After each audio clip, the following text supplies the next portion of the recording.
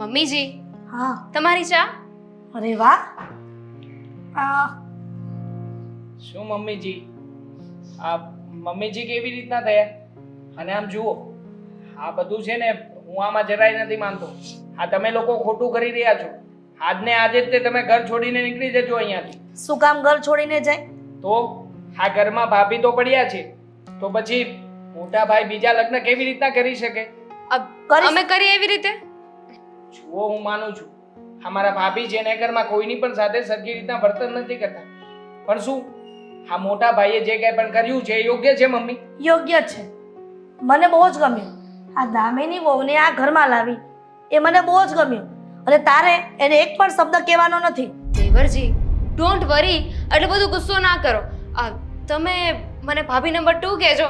અને એમ પણ મને ખબર છે તમને કોલ્ડ કોફી બહુ ભાવે છે. હું રોજે રાત્રે બનાવી દઈશ. નથી પીવો મારે તમારા હાથનો કોલ્ડ કોફો. હા, રાખો તમારી પાસે. As you wish. બાકી મારા હાથની કોફી છે ને વર્લ્ડ ફેમસ છે. રેવા દે ને, ન પીવે તો કંઈ નહીં, નથી બનાવી આપી. પણ તું છે ને આની વાતનું મગજમાં ન લેતી. આ તો પહેલેથી આવો છે મગજનો. એમ પણ આ તમારા જૂના વહુ એટલું હેરાન કરે છે તો પણ ખબર નહીં આ તમારા નાના દીકરાને એટલે કે મારા દેવરજીને એમનું ઉપરાણું શું કામ તાણો છો તમે? આજના સમયમાં કોણ એવું હોય કે જે બબ્બે પત્નીઓ ઘરમાં રાખે? વિચાર કર્યો છે તમે ક્યારે? અરે આખો સમાજ વાતો કરશે, સોસાયટીમાં નીકળ્યા જેવું નહીં રહે. મિસાલ બનીશું, મિસાલ. બધા આપણી વાતો કરશે, આપણા ઉદાહરણો દેશે કે જો આને કર્યા હતા ને આપણે પણ કરી શકીએ. વાહ, શું ધજાઓ ફરકાવવાની વાતો કરો છો તમે કે આપણા નામની મિસાલો દેશે કે બા જો એક જ ઘરમાં બબ્બે પત્નીઓનો હસબન્ડ જઈ રહ્યો છે, એમ કે છે મારા મોટા ભાઈ. પણ તમારા ભાભી નંબર 1 તો બસ હવે જવાના જ છે ને. હું લગ્ન કરીને આવી કે નહીં મારી એન્ટ્રી થાય ને એટલે તમારા ભાભી નંબર 1 ની આઉટ. આ ભાભી નંબર 1 ને ભાભી નંબર 2 ને આ બધું તમારે કરવાની જરૂર નથી. અમને ખબર પડે છે કે મારે કોને શું કહેવું અને કોને શું નથી કહેવાનું. આ તમને તો છે ને ક્યારે મારા ભાભી માનીશ જ નહીં. નો માનતો. ચીટિંગ કરીને આવ્યા છે ઘરમાં. બસ કર હવે. ભાભી નો કેવી હોય ને તો કાંઈ નહીં, પણ મારી વહુને એક પણ શબ્દ આમ તેમ કહેતો નહીં, સમજો? આ તમારી બહુ ક્યાંથી આ ખોટે ખોટી પાના ચડાવે છે, તમને માખણના લોંદા ચોપડે છે ને તમને ગમે છે, બીજું કંઈ નથી. આજે મીરા મને હેરાન કરતી હતી, જેમ ફાવે તેમ બોલતી હતી, ત્યારે તું જ ગુસ્સો કરતો હતો ને. અને આ સારી રીતે મને સાચવે છે, તને સાચવે છે, તારા ભાઈને સાચવે છે, છતાં પણ તું બા ડોન્ટ વરી. એમને માનવું ના માનવું એમના ઉપર છે ને. એમ પણ માણસને છે ને થોડો સમય લાગે. તમે બિલકુલ ચિંતા નહીં કરતા. તમને ભાવતી વાનગીઓ છે ને હવે હું બનાવી દઈશ. તમને કંઈ પણ વસ્તુ જોતી હોય ને તો મને કહેજો. આઈ એમ ઓલવેઝ રેડી. ચડાવ્યો ને પાનો ચડાવ્યો ને.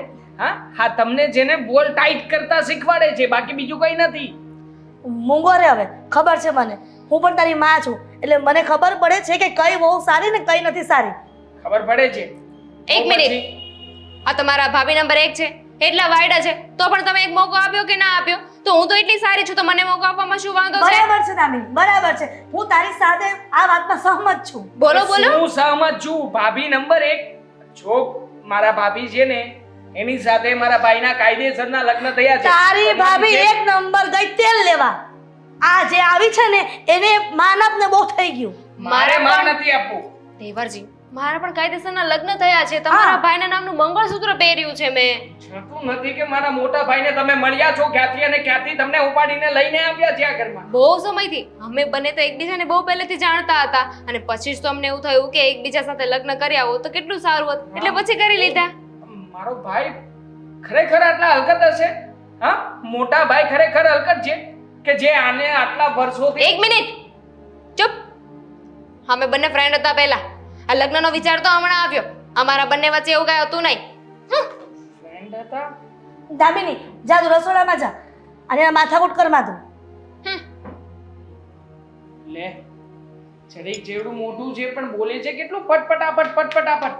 તું મૂંગો રે ને. જીભડો લપ લપ કરે છે ક્યારનો. હું નહીં ચાલવા દઉં. આ ઘરમાં આવું કઈ નહીં થાય.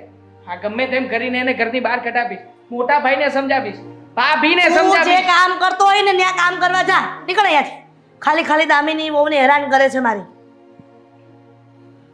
આ ગરમ ગરમ. મારો કોઈ માન જ નથી. સમજતો જ નથી મારી વાત.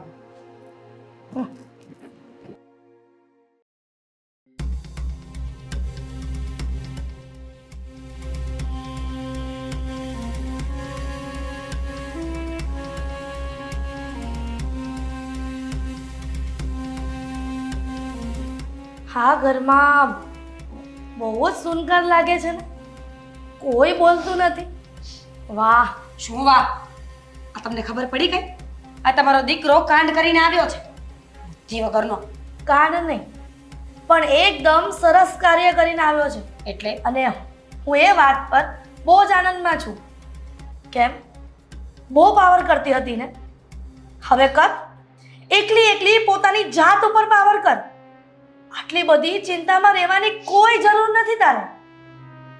જો તમે મારો મગજ નહીં ફેરવો મમ્મીજી. બસ. આ રમતની વાત નથી. તમારો દીકરો બીજી પત્ની લઈને આવ્યો છે ને તમે ખુશ થાવ છો? થાવ જ ને. યાદ રાખજો, છોડીશ નહીં કોઈને. તું શું ન છોડતી? હં, એવું હોય તો આ ઘરમાંથી જ નીકળી જા ને. કોણે કહ્યું? કેમ કે મારો દીકરો તો બીજી પત્ની લઈ આવ્યો છે ને, તારી કોઈ જરૂર નથી આ ઘરમાં.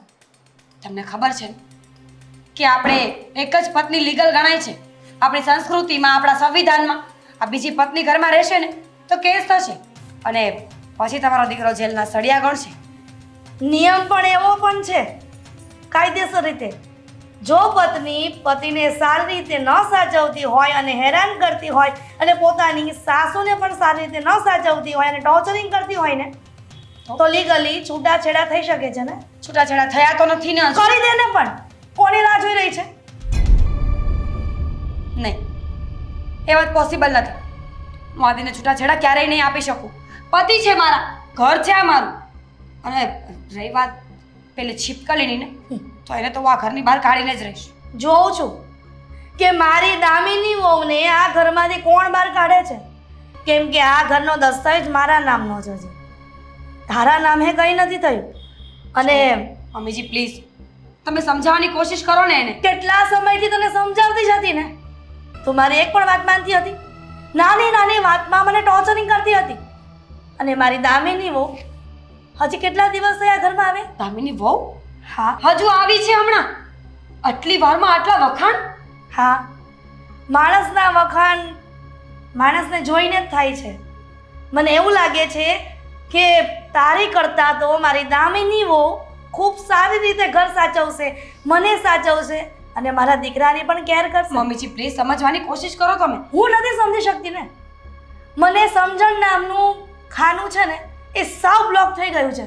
ભગવાને બંધ જ કરી દીધું છે કે સમજણ ખાલી દીકરાની અને જે સમજે ને એ વહુની સમજણ લેવાની, એ સિવાય કોઈની નહીં. કેમ કે આજ દિન સુધી તું મને ખૂબ હેરાન કરી છે. ક્યાંક પણ જવું હોય ને તો રોકટોક કરી છે. રસોડામાં હું તારી સામે જ જમતી હતી, છતાં પણ તું ગામમાં ઢંઢેરો પીટતી હતી અને મને પણ ટોર્ચરિંગ કરતી હતી કે તમે ચોરની જેમ ચોરી કરીને ખાવ છો.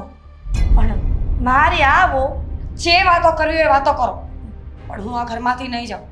મારું ઘર છે. આદિત્ય મારા પતિ છે, એના નહીં.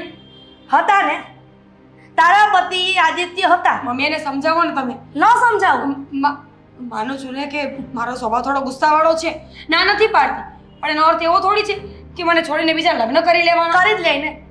કેમ કે તારો સ્વભાવ જ એવો છે.